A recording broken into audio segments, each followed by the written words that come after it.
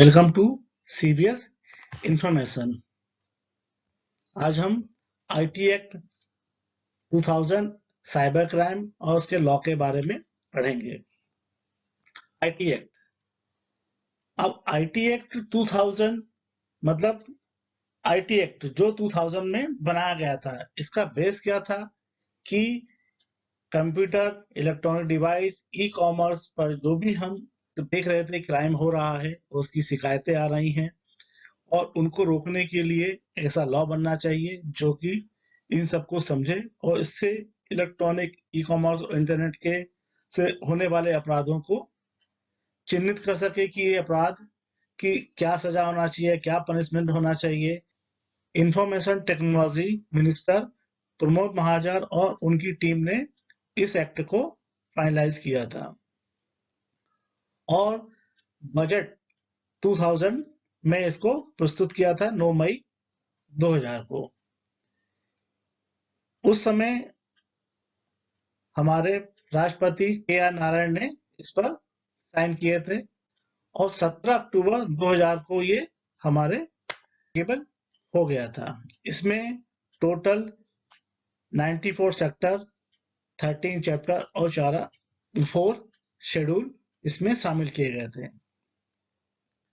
अब 2000 में जो एक्ट बना था, उस समय आईटी, इंफॉर्मेशन टेक्नोलॉजी इतना बड़े रूप में नहीं था, ना ही लोग कुछ जानते थे कि आईटी क्या है। इंफॉर्मेशन टेक्नोलॉजी के माध्यम से, इंटरनेट के माध्यम से कैसे क्राइम हो रहे हैं, क्या हो रहा है, किस तरह के क्राइम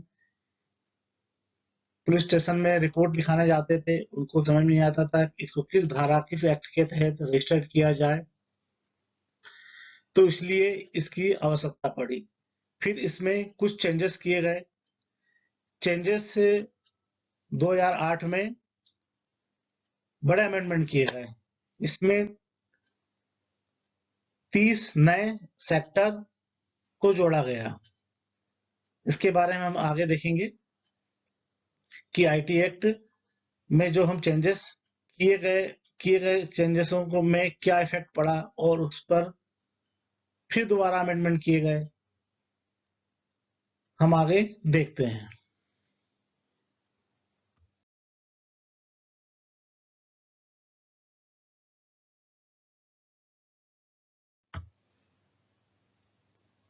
साइबर, साइबर मीन्स मतलब वर्चुअल रियलिटी। अब वर्चुअल रियलिटी क्या है कि हम इसके माध्यम से किसी भी व्यक्ति तक पहुंच सकते हैं जो कि इंटरनेट और हमारे नेटवर्क में जुड़ा हो।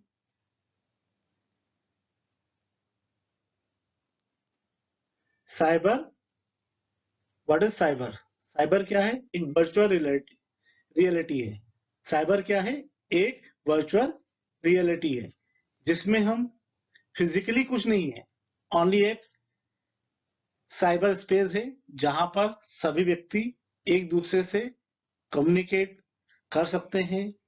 कोई भी video, text message, e commerce transaction, कोई कोई भी चीजें, हम जो व्यक्ति को जानते भी नहीं है, वो व्यक्ति हमारे सामने भी नहीं है, फिर भी हम उसके से कोई भी सेलिंग, परचेसिंग या हम उससे कुछ communication, video, chatting, text message, images, सारी चीजें हो रही हैं, मगर वो फिजिकल रूप में कुछ नहीं हो रहा है। ये सब क्या हुआ रहा है? वर्चुअलिटी हो रहा है, वर्चुअल। इसीलिए साइबर, जैसे हम साइबर में पहले ज्यादा साइबर कैफे होते थे, तो साइबर कैफे में क्या होता था कि हमें इंटरनेट पर कोई भी काम करना, अपना मेल टाइप करना हो, कोई मैसेज डाउनलोड करना है, या हमें कोई फॉर्म निकालना है, इंटरनेट पे कोई चीज भेजी गई हो, या इंटरनेट से हमें टिकट बुक करना है, ई कॉमर्स, इलेक्ट्रॉनिक ट्रांजेक्शन करना हो, तो हम उस समय साइबर कैफे का यूज कर देते हैं। वही मतलब साइबर वर्चुअल रियलिटी। अब उस पर क्राइम आया। कैसे क्राइम आया कि अब नेट कैफे पे गए, अपना अपना ईमेल आईडी ओपन छोड़ दिया, अब उसको लॉग आउट नहीं किया, तो उससे किसी ने किसी को गलत मैसेज कर दिया, तो सावधानियां घटी, दुर्घटना घटी। ये वाला काम है कि साइबर क्राइम कैसे कि हम साइबर के द्वारा क्राइम हो रहा है तो वो साइबर क्राइम होगा। अब उसमें क्या क्या शामिल है, इंटरनेट भी शामिल है, उसमें इलेक्ट्रॉनिक डिवाइस, जो कम्युनिकेशन डिवाइस, कंप्यूटर, मोबाइल और इंटरनेट, वर्ल्ड वाइड वेब, ये सारी चीजें, हम इनको सब, इन्हीं चीजों के माध्यम से क्या होता है, क्राइम होता है। अब वो क्राइम किस लेवल तक है, इलेक्ट्रॉनिक ई कॉमर्स के माध्यम से कुछ ट्रांजेक्शन हो रहा है, यदि आपको फाइनेंशियली कुछ इफेक्ट कर रहा है तो वो हमारा ई कॉमर्स, और फाइनेंशियली आपको क्राइम किया, या आपकी कुछ इमेज ऐसी गलत डाल दी, या कुछ आपका साइट हैक कर ली, या मैसेज आपका ब्लॉक कर दिया, या आपका पासवर्ड चेंज कर दिया, तो इस तरह के क्राइम होने लगे, तो ये क्या हुआ, साइबर क्राइम। अब ये क्राइम जो है, ऐसा क्राइम है जिसमें कोई वारंट इशू नहीं होता, आपने क्राइम किया, आप उसे एविडेंस मिला, और ये एक कॉग्निजेबल ऑफेंस है, मतलब इसमें कोई वारंट नहीं होता, आप उस क्राइम में आए, आपको आइडेंटिफाई किया, मिले विक्टिम में शिकायत करी, और आप गए, और आपको पकड़ा गया, और डायरेक्ट सीधे आपको जेल होगी, और जो भी उसके कैटेगरी में जो भी आपको पनिशमेंट और सजा, और जो आपको फाइनेंशियली लॉस होगा, वो आपको इमीडिएटली आपको करना पड़ेगा। इसमें ना ही कोई जाकर आपको वारंट निकलेगा, फिर आपको सजा दी जाएगी, डायरेक्ट इसके अंदर आपको देखा गया कि आप उसके एक्ट के दायरे में आए हैं, और आपने क्या क्राइम किया है, कि आपने, जो भी हम क्राइम करेंगे हम आगे देखते हैं कि उसमें कई कैटेगरीज करी गई कि आपने किससे रिलेटेड, आपने कोई इलेक्ट्रॉनिक डिवाइस या कम्युनिकेशन डिवाइस सेल किया है, वो भी क्राइम है, आपने कोई पासवर्ड हैक किया, वो एक क्राइम है, आपने गलत मैसेज कुछ किया है, या गलत आपके बारे में कुछ इमेज या वीडियो पोस्ट करा है, वो भी क्राइम। हर तरह के क्राइम को इसके अंदर डिफाइन किया गया है। अब आया है what is the e commerce. E commerce क्या है, आज की देखा जाए तो सभी व्यक्ति, मोस्टली सभी व्यक्ति कहीं ना कहीं किसी न किसी माध्यम से ई कॉमर्स कर रहे हैं, मतलब सेलिंग और परचेसिंग। ई कॉमर्स मतलब हम इंटरनेट के माध्यम से, जैसे आप सबसे चर्चित कुछ वेबसाइट्स हैं जिन पर हम अपने कोई भी चीजें खरीदना चाहते हैं, तो सबसे पहले उस पर चेक करते हैं कि इसका क्या प्राइस है, कैसे वर्क करती है, कौन कौन सी कंपनी सेल कर रही है। हम, हमें कोई अपनी चीज बेचना होता है, उसके लिए भी एक वेबसाइट बनी है जिसमें हम अपनी चीजें कुछ बेचना चाहते हैं, हमें कोई खरीदने वाला नहीं मिल रहा, तो हमने अपना उसका वीडियो पोस्ट बना के हमने पोस्ट कर दिया, उसका प्राइस रख दिया, कब कितने में सेल करना, कितना पुराना है, उसका क्या कंडीशन है, टर्म एंड कंडीशन जो भी है, उस पर लिख के हम खुद सेल भी कर सकते हैं और परचेस भी कर सकते हैं। तो ये सारा चीजें जो है हमारा ई कॉमर्स कहलाता है। अब बैंकिंग सेक्टर में क्या ई कॉमर्स, अब इसमें हम जो टिकट बुक कर रहे हैं, या कोई ट्रांजेक्शन अपने मोबाइल के द्वारा कर रहे हैं, जो कि ब्रांच में ना जाके हुए हमने अपने इलेक्ट्रॉनिक डिवाइस के द्वारा ट्रांजेक्शन किया, ये सारा हमारा क्या कहलाएगा, क्या कहलाएगा, ई कॉमर्स। सिंपल चीज है, जैसे लाइक हमने किसी का टिकट लिया, टिकट हमने अपने किसी से किया, अकाउंट से उसको पेमेंट किया, अब अकाउंट से पेमेंट किया, ब्रांच गए क्या, ब्रांच नहीं गए ना, आपने अपने ऑनलाइन बैंकिंग या फोन बैंकिंग के माध्यम से, यूपीआई के ऐप के माध्यम से ट्रांजेक्शन किया, ये सारे कैटेगरीज किस में आते हैं, ई कॉमर्स ट्रांजेक्शन के अंदर आते हैं। What is electronic records. Electronic records means to the capture the through electronics like the soft copy files, images, pen drives, जो डेटा हम कंप्यूटर में स्टोर करते हैं, वो सारे इलेक्ट्रॉनिक्स रिकॉर्ड्स के रूप में सिस्टम में pen drive, hard disk, floppy disk, CD, DVD और मैग्नेटिक टैप। पहले हम जब रिकॉर्ड रखते थे मैग्नेटिक टैप में, सर्वर पर जब बैकअप लेते थे तो सारा रिकॉर्ड उसके अंदर स्टोर करते थे। ये सारे इलेक्ट्रॉनिक रिकॉर्ड्स हैं। जब कोई भी डेटा हमारा या सिस्टम करप्ट हो जाता है तो हम ये रिकॉर्ड्स के से ही हम उसको बैकअप के रूप में प्राप्त कर सकते हैं। तो इनका जो रिकॉर्ड्स है, इन रिकॉर्डों को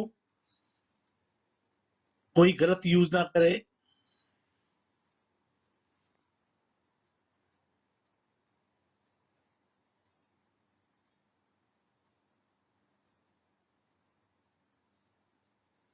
फाइल्स और इमेज इनको स्टोर, फाइल्स इमेज और डॉक्यूमेंट्स इनको स्टोर करके रखना, ये हमारे इलेक्ट्रॉनिक रिकॉर्ड्स में आते हैं। डिजिटल सिग्नेचर, डिजिटल सिग्नेचर ये ऑथेंटिक करता है कि डॉक्यूमेंट्स हमारा सिग्नेचरी, जब हम कोई हार्ड कॉपी पर साइन करते हैं, सील लगाते हैं, तो ये आइडेंटिफाई जाता है कि ये डॉक्यूमेंट एक ऑथराइज ऑर्गेनाइजेशन एंड डिपार्टमेंट का है। उसी तरह सॉफ्ट कॉपी में जो रिकॉर्ड्स किसी को हम मेल या डॉक्यूमेंट्स देते हैं तो उसको ऑथेंटिक करना पड़ता है। ऑथेंटिक किससे होगा? सिग्नेचर से। तो वो सिग्नेचर को सिक्योर करता है, सिग्नेचर सिक्योर करता है कि ये डॉक्यूमेंट जो हमारे पास मेल के द्वारा प्राप्त हुआ है ये ऑथेंटिक है। What is authentic? ऑथेंटिक मतलब है कि जो हमारा डॉक्यूमेंट्स है वो डॉक्यूमेंट्स हमारे द्वारा क्रिएट किया गया है और उसको एक पासवर्ड के द्वारा प्रोटेक्ट किया जाता है। उस डॉक्यूमेंट का केवल हम ही इसको रीड एंड राइट कर सकते हैं। ऑथेंटिक डॉक्यूमेंट और सिग्नेचर केवल वही व्यक्ति एक्सेस कर सकता है जिसको उसको अथॉरिटी देती है। लाइक जैसे कि हम कोई डॉक्यूमेंट या हम इलेक्ट्रॉनिक के माध्यम से कोई भी ट्रांजेक्शन होता है कि उसमें एक ऑथेंटिक सिग्नेचर रहता है। उस ऑथेंटिक सिग्नेचर को राइट्स केवल उसी व्यक्ति के पास रहता है जिसका ऑथेंटिक सिग्नेचर है। नहीं तो वो ऑथेंटिक सिग्नेचर कोई भी हैक कर ले और ट्रांजेक्शन और हो रहा है और उसमें सिग्नेचर ही लगा दे तो ये ऑथेंटिक पर्सन का उसके लिए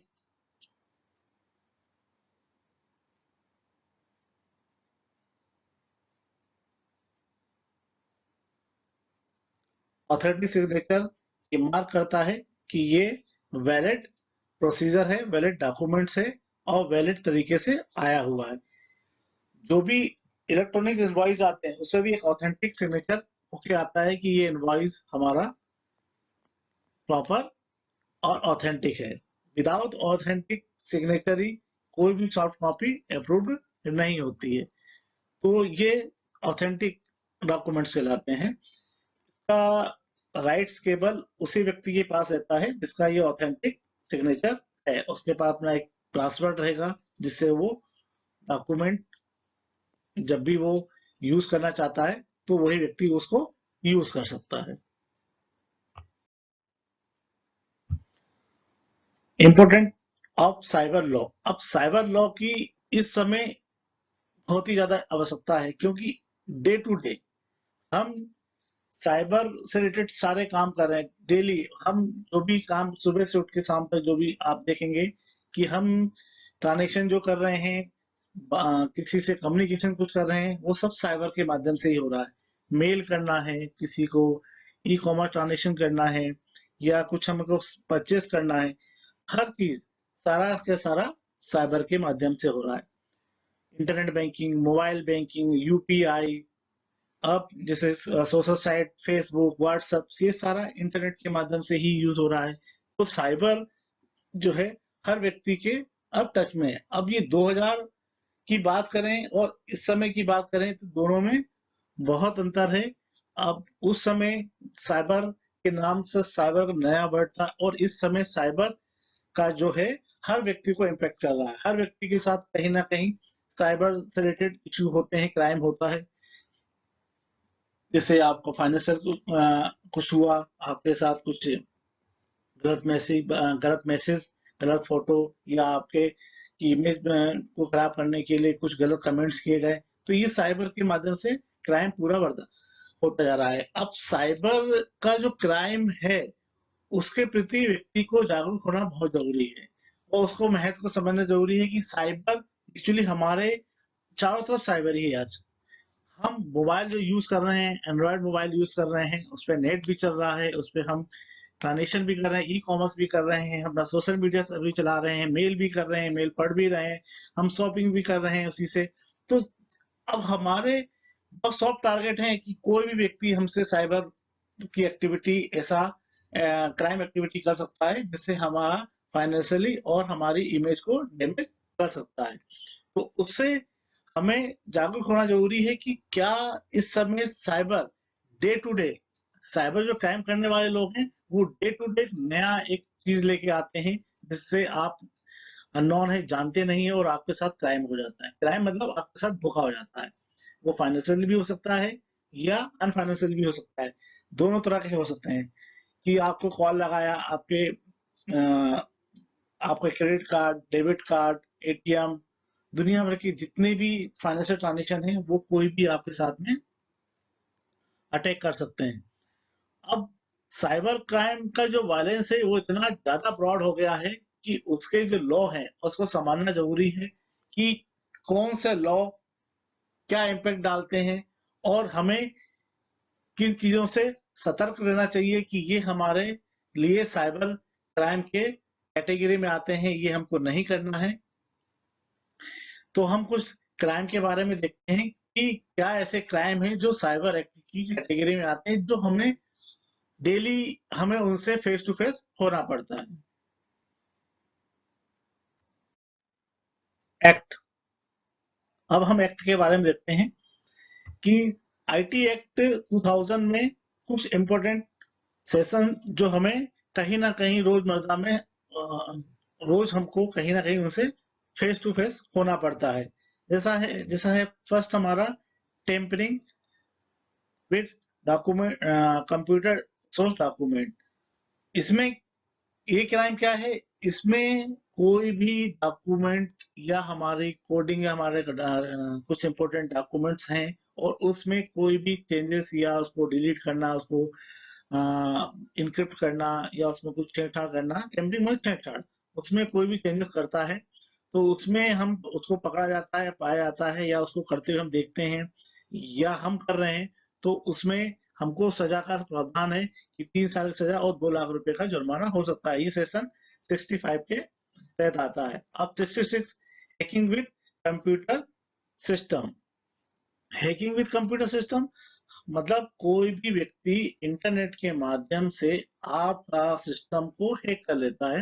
हैक मतलब आपका ईमेल को उसका पासवर्ड मालूम पड़ गया या आपके ईमेल को उसका इनक्रिप्ट करके पासवर्ड आपका तोड़ लिया, उसमें आपके ईमेल के द्वारा किसी को भी मैसेज कर रहा है तो उस पर केस किस पे आप आएगा, वो आपका बात, क्योंकि आपका ईमेल उसने हैक कर लिया।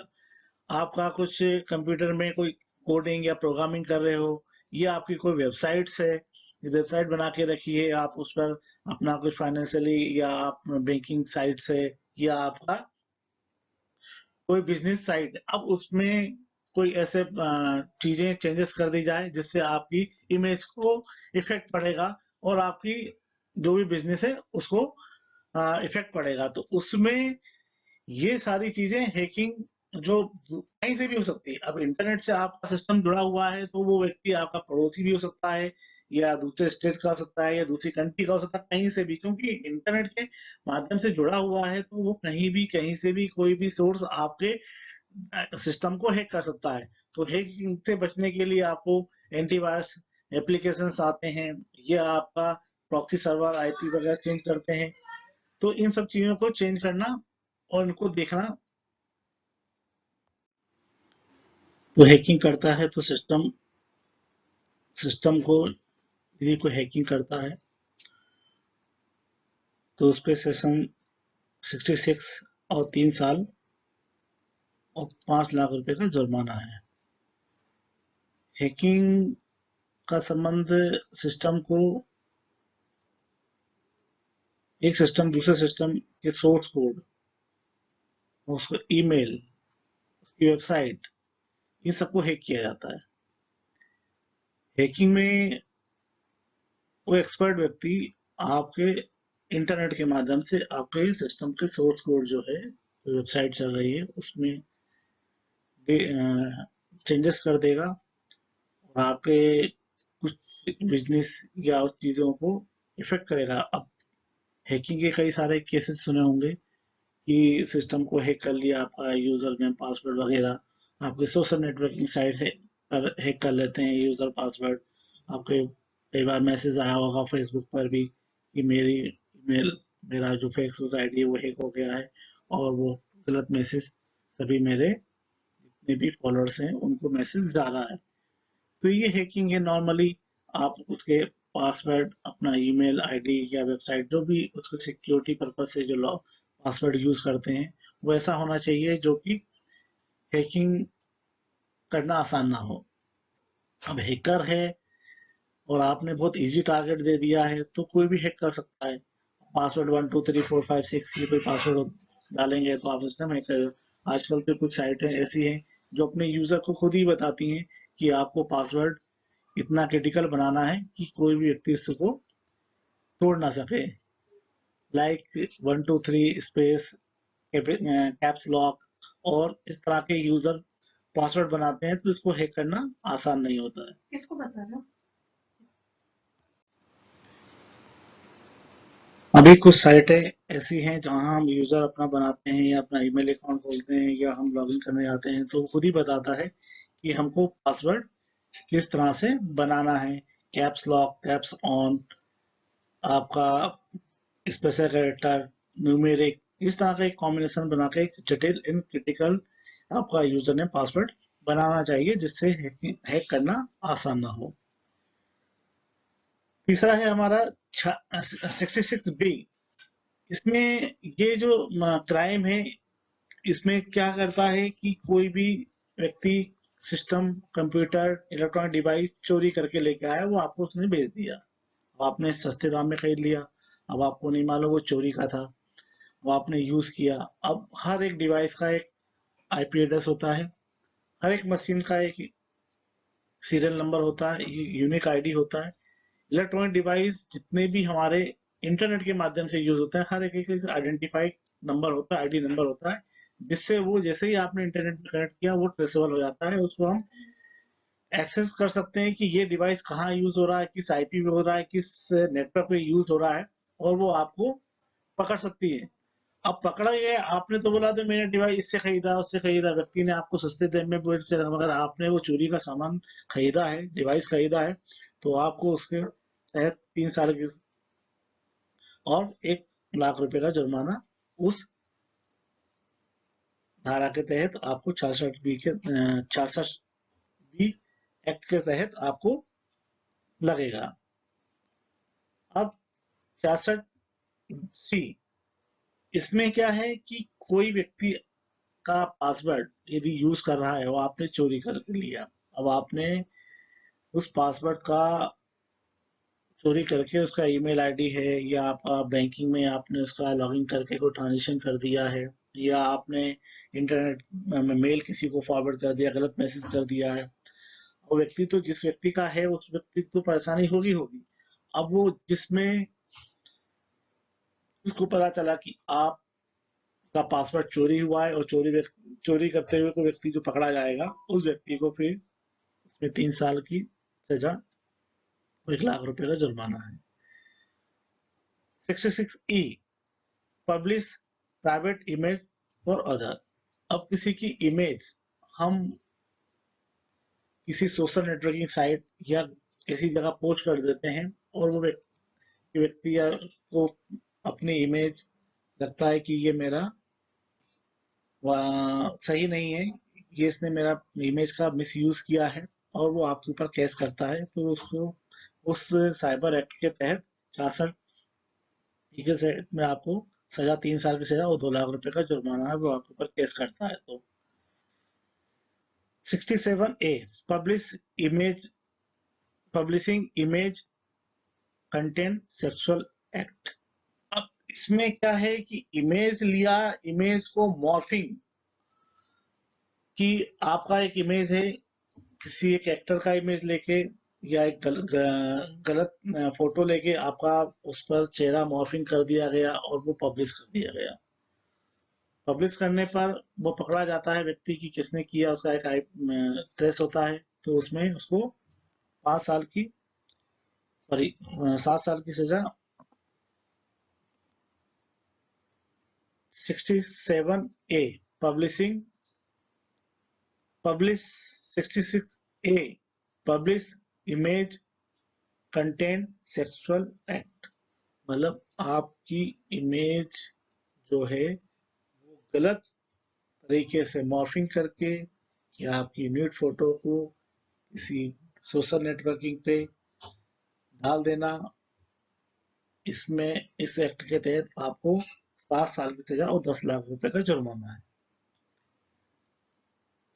67B पब्लिश चाइल्ड पोर्न, मतलब आप किसी 18 साल से कम की वीडियो या इमेज को हम इंटरनेट या सोशल नेटवर्किंग में पब्लिश करते हैं तो इसमें आपको 5 साल की सजा और 10 लाख रुपए का जुर्माना है।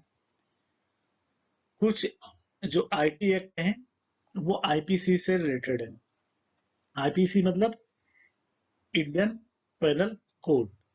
अब जैसे हमने कोई इलेक्ट्रॉनिक डिवाइस चोरी किया तो चोरी आईपीसी की धारा के तहत भी चोरी का केस बनता है, तो हम उसके तहत पढ़ते हैं कि क्या क्या आईपीसी की धाराएं और आईटी एक्ट दोनों ही उस पर लगेंगे।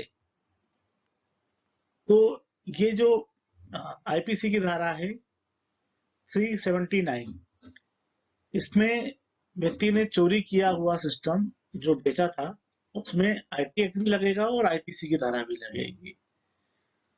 उसी तरह आपका 292 है, क्या आपका जो टेम्परिंग कोई डॉक्यूमेंट है या capturing publishing transmit image the private area, मतलब आपकी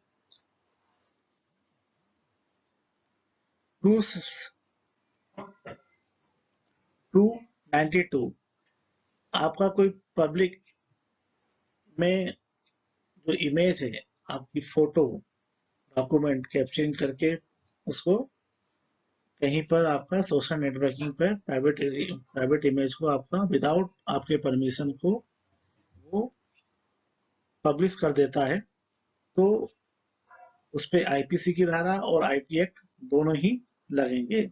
और इसके नीचे आपको एक पनिशमेंट क्या है और आपको कितना फाइन लगेगा आईपीसी के तहत, वो दोनों दिया गया है। तीसरा है 465, मतलब फर्जी आपकी के प्रति आपका जो 465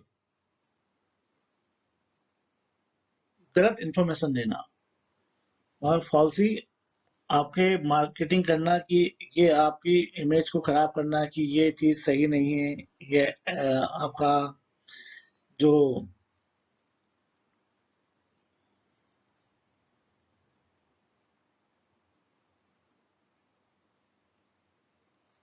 465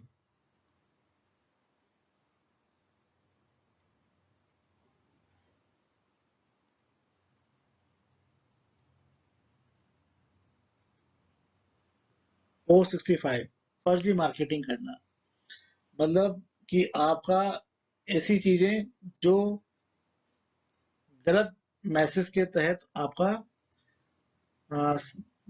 डॉक्यूमेंट से सेल कर रहे हैं। मार्केटिंग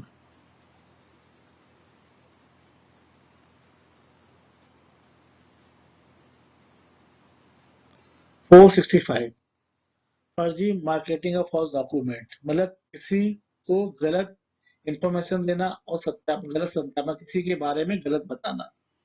हमने बता दिया कि हम कोई एफिडेविट बनाते हैं, उसमें कुछ दी गई जानकारी सारी सही है और हम उस पर साइन करके दे देते हैं और वो जानकारी गलत पाई जाती है, तो ये हमारा आईपीसी की धारा के तहत आता है। इसी तरह की साइबर पे भी हम कोई ऑथेंटिक डॉक्यूमेंट देते हैं और उस पर हम गलत मिलता है तो वो आईटी एक्ट और आईपीसी की धाराएं दोनों ही उस पर लगती है।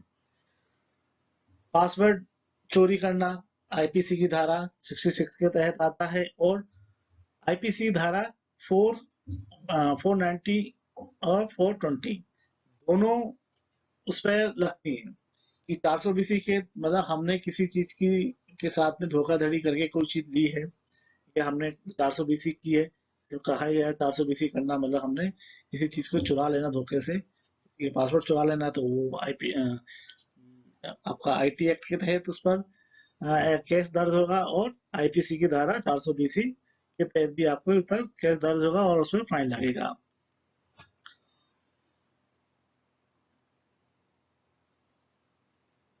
फोर 25 आपकी प्रॉपर्टी, आपकी चीजें को डैमेज पहुंचाना, आपका कोई साइट है, वेबसाइट है, आपका कोई व्यवसाय है, उसके बारे में किसी को गलत जानकारी देना, आपकी इमेज डैमेज करना, इस तरह का कोई गलत इन्फॉर्मेशन पेश करना।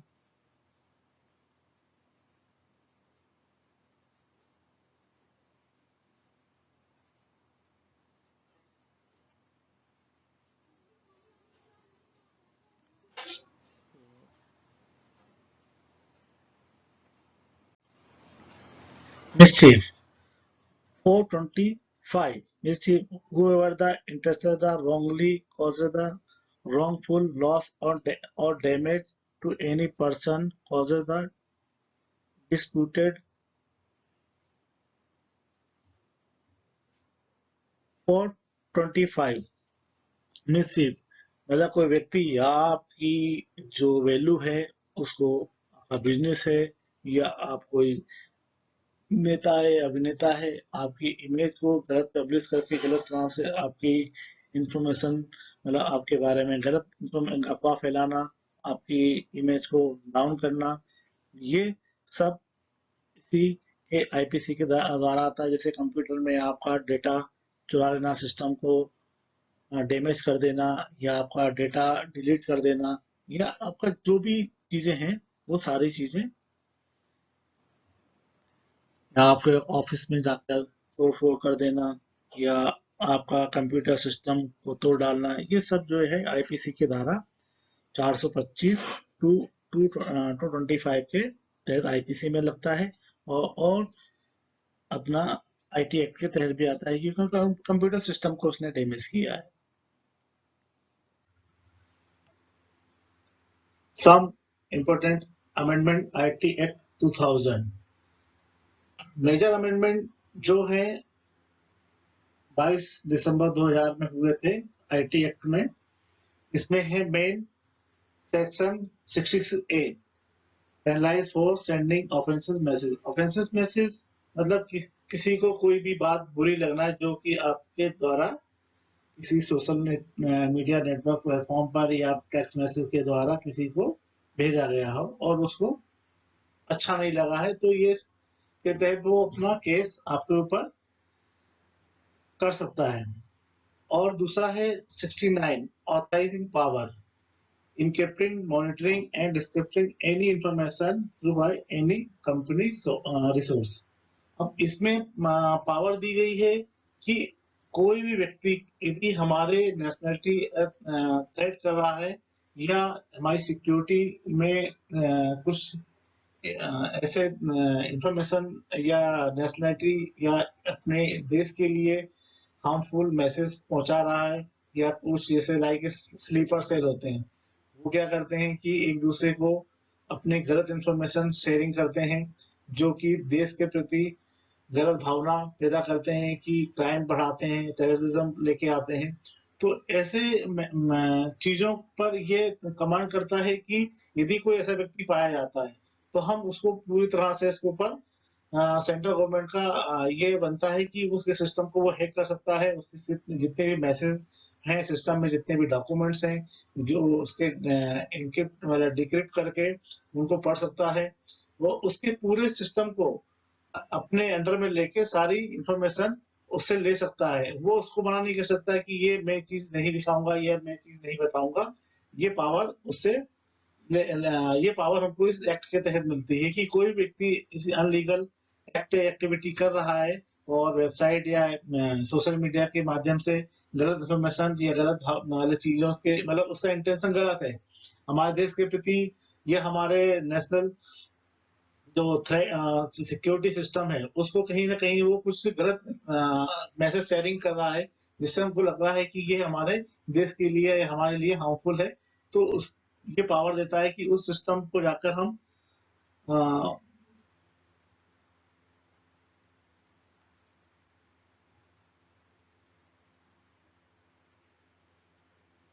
69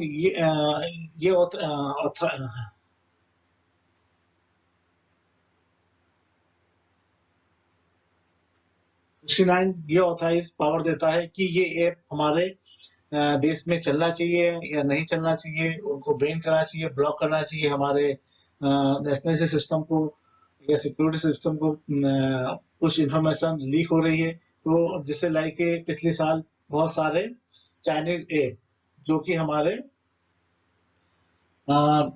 इंफॉर्मेशन को जितनी भी इंफॉर्मेशन है वो चाइना के पास जा रही थी, वो उन इंफॉर्मेशन के माध्यम से हमारे जो पीपल्स हैं, लोग हैं हमारे, उन सबको वो कहीं ना कहीं ऐसी चीजें दिखा रहा था, बता रहा था कि इससे हमें हमारी जो चीजें ट्रेडिंग है या हमारी कम्युनिकेशन है या हमारा जो व्यक्ति कहाँ क्या कर रहा है, क्या सर्व कर रहा है, सारी इंफॉर्मेशन उसके पास पहुंच रही थी। सारी मोबाइल की डेटा, उसके कॉन्टेक्ट, उसके इमेजेस, वो सब डेटा उसके पास जा रहा था। अब ये सब चीजें मालूम पड़ी तो उन्होंने, सरकार ने देखा कि ये हमारे लिए और हमारे सिक्योरिटी पर्पस के लिए सही नहीं है। तो क्या किया, उन सब पे एप्लीकेशन को उसने स्टॉप कर दिया। ये पावर 69 एक्ट के तहत मिली। ये जब नहीं था तो कोई भी ऐप लॉन्च कर देता था, किसी तरह की कोई भी गूगल प्ले स्टोर पे आपको कई तरह के ऐप मिल जाते थे। तो अब इन सब की मॉनिटरिंग करना चालू हो गया है। अब ये मॉनिटरिंग किसके तहत हो रहा है?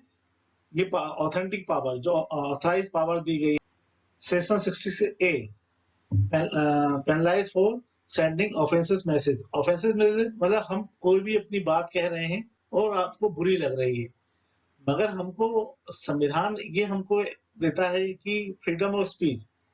अब हमारा फ्रीडम ऑफ स्पीच ये क्या, हमारा राइट्स है। अब राइट हमारा संविधान दे रहा है, हमको राइट दे रहा है कि आप अपनी फ्रीडम ऑफ स्पीच, आप किसी के प्रति कुछ भी बोलने के लिए अधिकार है, जो आपको लगता है अपनी भावनाओं को बता सकते हैं। मगर साइबर एक्ट, जो हमारा आईटी एक्ट है, आईटी एक्ट क्या करता है, उसको कोलैप्स करता है। मतलब आप बोल नहीं सकते हो, आपने किसी के प्रति कुछ बोला और उसको बुरा लगा तो वो आपके ऊपर केस कर रहा। और इधर हमको राइट्स क्या मिल रहे हैं 91, कि आप फ्रीडम ऑफ स्पीच। तो फ्रीडम ऑफ स्पीच बची कहाँ? आज जो भी हम बात कहते हैं वो उसका कम्युनिकेशन का मीडिया क्या है, साइबर आईटी है, आईटी है। अब हम मोबाइल से करेंगे या मोबाइल से कोई भी मैसेज टाइप करेंगे या कंप्यूटर से करेंगे, उसका मीडिया का माध्यम क्या होगा, इंटरनेट। तो वो किसके अंडर आएगा, वो आईटी एक्ट के अंदर आएगा। आईटी एक्ट 66 एक्ट उल्लंघन है ऑफेंसिव मैसेज। अब ऑफेंसिव मैसेज का कोई डेफिनेशन नहीं है। तो ये दोनों कोलैप्स कर रहे थे, इसलिए 2015 में इस एक्ट को रोल बैक कर लिया गया, इसको हटा दिया गया। तो ये हमारे आईटी एक्ट के कुछ इम्पोर्टेंट एक्ट थे जिसके बारे में मैंने आपको बताया। Some notable cases IT act 2000। IT act में जब भी लागू हुआ है भारत में 2000 में, तो ये पहला केस जो है उसका दर्ज हुआ था फरवरी 2001 में। एक दिल्ली बेस्ड कंपनी, दिल्ली में कंपनी थी जिसको, जिसने केस दायर किया था कि मेरी साइट को हैकर द्वारा हैक कर लिया गया है। और फिर वो आईपी एड्रेस से ट्रेस किया गया कि किस आईपी एड्रेस से इस वेबसाइट को हैक किया गया और उनको पकड़ा गया। अब केस ये था कि वो जो हैकर थे, वो हैकर ना होकर वो वेब होस्टिंग कंपनी चलाते थे वो भी। और ये जिस कंपनी के लिए उन्होंने ई कॉमर्स साइट जो बनाई थी बिजनेस के लिए, वो वेब होस्टिंग कंपनी का मेंटेनेंस चार्ज, जो एनुअल मेंटेनेंस चार्ज होता है एएमसी, वो उसको पे नहीं किया। अब पे नहीं किया तो उन्होंने क्या किया, उसको उसके जो कोर्स थे उनको लॉक कर दिया और वो वेबसाइट चलना बंद हो गई। अब बंद हो गई तो कंपनी ने उन्हीं के ऊपर उल्टा केस कर दिया कि आपने हमारी साइट हैक, मेरी साइट किसी ने हैक कर ली है। तो कोर्ट केस में गया, उन्होंने चेक किया कि ये तो केस अलग है और शिकायत कुछ से लगाई। तो फिर इसमें कुछ चेंजेस किए गए कि आप इन केसों के लिए अलग से उसको इन केसों को पूरा स्पेशलाइज किया जाए कि ये किसके कैटेगरी में आते हैं। ये वेब होस्टिंग कंपनी है, तो वेब होस्टिंग कंपनी के ऊपर केस दायर हो गया था। फिर आपस में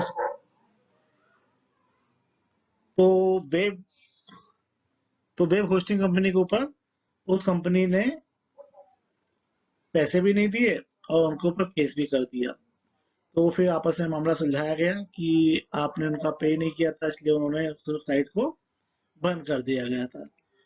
दूसरा केस जिसके बारे में मैंने बताया कि 66A, जो कि बहुत डेंजर एक्ट जुड़ा था, ऑफेंसेस मैसेज। क्योंकि ऑफेंसेस मैसेज की कोई डेफिनेशन नहीं थी, कोई भी बात बुरी लग सकती थी, किसी भी तरह की बात बुरी लग सकती थी। हमने कोई मैसेज टाइप किया, ये मुझे पसंद नहीं आया, ये मेरे मेरे सेंटिमेंट को हर्ट करती है, तो हमने ऊपर आपके ऊपर केस कर दिया। तो इतने सारे केस आने लगे कि कोई कुछ भी लिखता, ये मुझे अच्छा नहीं लगा। तो सबका इसके अमेंडमेंट के लिए लेके आया गया। इसका एक केस मिला था नवंबर 2012 में, जब मुंबई शटडाउन, मतलब मुंबई बंद हुआ था एक दिन के लिए। कारण था कि जो वहाँ के श्री बाल ठाकरे जी थे, उनका स्वर्गवास हो गया था। उनके फ्यूनरल के लिए मुंबई उनके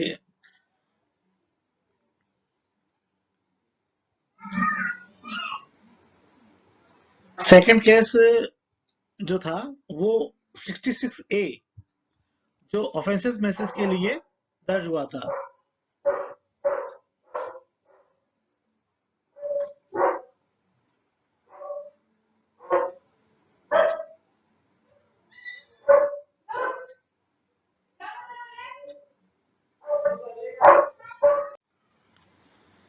सेकंड केस नवंबर 2012 में आया था, जो ऐसा केस था सेक्शन 66A। सेकंड केस नवंबर 2012 में act 66A 66A। Second case नवंबर 2012 में आईटी एक्ट 66A, जो कि सेकंड केस नवंबर 2012 में section 66A way down in Mumbai for Balaji Thackeray, उनका स्वर्गवास हो गया था। उसमें मुंबई जो है वो एक दिन के लिए बंद किया गया था। तो एक 21 साल की लड़की थी, उसने एक मैसेज टाइप किया कि बालाजी ठाकरे जैसे लोग बहुत रोज पैदा होते हैं और रोज मरते हैं, उनके लिए मुंबई को बंद करना ये सही नहीं है। और ये मुंबई जो, भाई वहाँ बालाजी ठाकरे को बहुत सम्मानित और बहुत उनको वो दिया जाता है, सम्मान दिया जाता है। अब उनके जो अनुयायी हैं, उनके जो मानने वाले हैं, उनको बुरा लगा तो केस दायर हो गया। केस दायर हुआ तो उसको पकड़ा गया। अब उसको तो पकड़ा गया, अब उसकी फ्रेंड जो थी उसको भी पकड़ा गया। उसको क्यों पकड़ा गया? क्योंकि उसने क्या किया था कि उस मैसेज जो उसने पोस्ट किया था उसको क्या किया, लाइक किया। अब लाइक भी किया तो मतलब इनडायरेक्टली वे में आप उसको मैसेज को बढ़ावा दे रहे हैं, आप उसके सपोर्ट में हैं। तो उसके ऊपर भी केस दर्ज हुआ। फिर उनका आपस में जो भी हुआ, फिर वाद विवाद हुआ, फिर उनने माफी मांगी और उस केस को हटाया गया। तो आप ये देख रहे हैं कि ऑफेंसिव मैसेज की कोई डेफिनेशन नहीं थी कि हमने कोई भी चीज लिखी और हमको बुरा लगा, हमारे सेंटिमेंट को हर लगा। क्योंकि इंडिया ऐसा देश है जहां पर रिलीजन और किसी की भावनाओं और किसी की सेंटिमेंट को हर्ट करने के लिए बहुत ज्यादा वो दिया जाता है कि आपने उसको हर्ट किया, अब उसको बुरा लगा तो उसके लिए आपको कैसे होगा। तो इस तरह से जो है उस की डेफिनेशन क्लियर नहीं थी, तो इसलिए उस एक्ट को 2015 में हटा दिया गया। उसके बाद 2015 में है वैसे ही एक्ट में प्रावधान है, मगर डायरेक्ट उसकी डेफिनेशन क्लियर किया कि कितना बुरा लगा, कहाँ तक बुरा लगा, क्या है उसका, कितना इम्पैक्ट है। तो उसके ऊपर केस दर्ज होगा। और जैसे कि अभी आप देख रहे हैं कि कुछ नए केसेस हो रहे हैं और हुए हैं कि किसी ने किसी को सपोर्ट किया और उसके ऊपर भी केस दर्ज हुए हैं।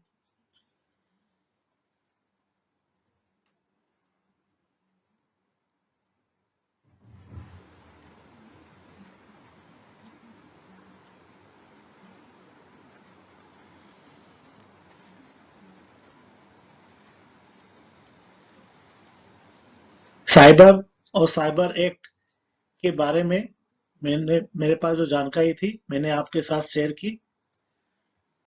आपको ये जानकारी कैसी लगी इसका मुझे कमेंट करके बताएं, और कुछ इन्फॉर्मेशन या कुछ उसमें सुधार करने का है तो मैं आगे इसमें करूंगा।